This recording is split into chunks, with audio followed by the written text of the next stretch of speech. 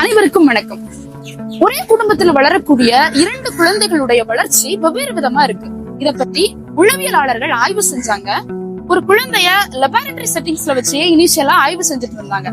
அப்போ ஒரே ஒரு சைக்காலஜிஸ்டுக்கு அந்த குழந்தையினுடைய நடவடிக்கைகளை அதனுடைய நேச்சுரல் என்விரான்மெண்ட்ல, அது எங்க இருக்கு, வீட்டுல இருந்ததுன்னா வீட்டுல, ஸ்கூல்ல, வெளியில, ஒர்க் பிளேஸ்ல, அதனுடைய நேச்சுரல் என்விரான்மெண்ட்லயே அதனுடைய பிஹேவியர் எப்படி வளருது, அதோட டெவலப்மெண்ட் எப்படி இருக்கு அப்படிங்கறத ஆய்வு செய்ய ஆசைப்பட்டாங்க. அந்த உளவியலாளர் தான் டாக்டர் பிரான்ஃபன் பெர்னர். சரியா? இந்த சைக்காலஜிஸ்ட் எக்ஸ்பிளைன் பண்ற தியரிக்கு பேரு தான் எக்காலஜி தியரி. இந்த தியரியில ஒரு குழந்தை இருக்காங்க. அந்த குழந்தைக்கு பிஹேவியர் அல்லது டெவலப்மெண்ட இன்ஃபுளுன்ஸ் பண்ற இந்த என்விரான்மெண்ட் விஷயங்களை பல மல்டிபிள் லேயர்ஸ்ல சொல்றாரு. இதெல்லாம் டைரக்டாவோ இன்டைரக்டாவோ இந்த குழந்தையினுடைய பிஹேவியரை இன்ஃபுளுன்ஸ் பண்ணும். அந்த விடயங்கள், அந்த சிஸ்டம்ஸ் என்னென்னு பாத்துருவோம். ஒண்ணு micro system, meso system, exo system, macro system, chrono system. இந்த எல்லா சிஸ்டத்தை பத்தி ஷார்ட்டா பாத்துருவோம். First micro system. மைக்ரோ சிஸ்டம்ல இது அந்த குழந்தையினுடைய டைரக்ட் க்ளோஸ் என்விரான்மெண்ட்ல இருக்கிறவங்க, அவங்களுடைய ஃப்ரெண்ட்ஸா இருக்கலாம், அவங்க பேரண்ட்ஸ், ஸ்கூல்ல அவங்க யாரெல்லாம் பார்ப்பாங்க, டீச்சர்ஸ், டைரக்டா அவங்க ஃபேஸ் டு ஃபேஸ் யாரெல்லாம் மீட் பண்ணுவாங்களோ அவங்களுடைய இன்ஃப்ளூயன்ஸ். ஓகேவா? Second system meso system. இதுல connection between two micro system. Micro சிஸ்டம்னா குழந்தைக்கு டைரக்டா இருக்கிற ஃபேஸ் டு ஃபேஸ் கனெக்ஷன் இருக்கிற அந்த peoples, friends, family, teachers, parents எல்லாம் இருக்காங்க இல்லையா? இந்த ஃபேமிலிக்குள்ளயும் டீச்சர்ஸ்குள்ளயும் அவங்களுக்குள்ள ரிலேஷன்ஸ், பேரண்ட்ஸும் டீச்சர்ஸும் ஃப்ரெண்ட்ஸும் பேரண்ட்ஸும் இவங்களுக்குள்ள ரிலேஷன்ஸ்னால இந்த குழந்தைக்கு லைஃப்ல உள்ள இன்ஃப்ளூயன்ஸ் தான் மீசோ சிஸ்டம்ல இவர் கேட்டகரைஸ் பண்றாங்க.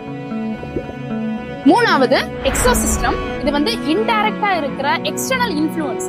இந்த குழந்தைக்கும் அந்த விஷயத்துக்கும் டைரக்ட் டச் இருக்காது, ஆனா இன்டைரக்டா அந்த குழந்தைக்கு லைஃபை இன்ஃப்ளூயன்ஸ் பண்ணும். எக்ஸாம்பிளுக்கு அந்த குழந்தையினுடைய பேரண்ட்ஸினுடைய ஒர்க் பிளேஸ் செட்டிங்ஸ் அங்க ரொம்ப ஸ்ட்ரெஸ்ஃபுல்லா இருந்துச்சுன்னா பேரண்ட்ஸ்க்கு ஸ்ட்ரெஸ் ஆகும். அது இன்டைரக்டா இந்த குழந்தைக்கு லைஃபை அஃபெக்ட் பண்ணும். அவங்களுடைய சேலரியா இருக்கலாம், இல்ல அந்த குழந்தை படிக்கிற இன்ஸ்டிடியூஷன்ல இருக்கிற சேஞ்சஸா இருக்கலாம். அது இன்டைரக்டா இந்த குழந்தைக்கு லைஃபை இன்ஃப்ளூயன்ஸ் பண்ணும்.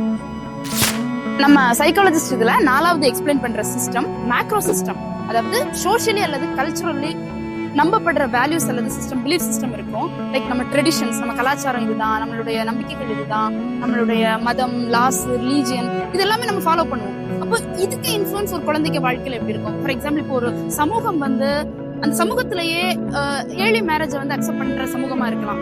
ஒரு 12 வயசுல 14 வயசுல திருமணத்தை ஏத்துக்கிற சமூகத்துல அந்த குழந்தைகளை அந்த வயசுலயே திருமணம் பண்றதுக்கு என்கேஜ் பண்ணுவாங்க. அது நார்மலா இருக்கும். அதே இது இன்னொரு சமூகத்துல இது நெகட்டிவா அந்த குழந்தைக்கு லைஃப் இன்ஃப்ளூயன்ஸ் பண்ணும். அதே மாதிரி இன்னொரு சமூகத்துல எஜுகேஷனுக்கு ரொம்ப இம்பார்ட்டன்ஸ் கொடுக்குற ஒரு சமூகத்துல அந்த ஊர்ல உள்ள குழந்தைகளை எல்லாருமே படிக்க வைக்க அவங்களால முடிஞ்ச முயற்சி செய்வாங்க. அப்போ இது பாசிட்டிவா அந்த குழந்தைக்கு லைஃபை இன்ஃப்ளூயன்ஸ் பண்ணும். இறுதியா இருக்கிற படிநிலை குரோனோ சிஸ்டம்.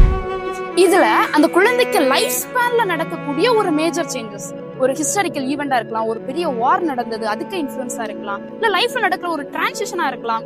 ஒரு குழந்தையா இருந்துட்டு ஒரு காலேஜ் போறது, இல்ல ஒரு மேரேஜ்க்குள்ள என்டர் ஆகுறது, இப்படி லைஃப்ல நடக்கிற ஒரு டிரான்சிஷனா இருக்கலாம்.